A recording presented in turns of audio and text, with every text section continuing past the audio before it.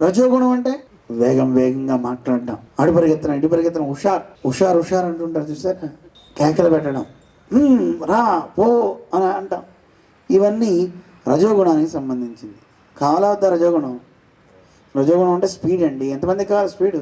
మరీ స్పీడ్ ఉంటే యాక్సిడెంట్లు అయిపోతాయి. మంచి స్పీడ్ కావాలంతే, ఓవర్ స్పీడ్ ఉండకూడదు.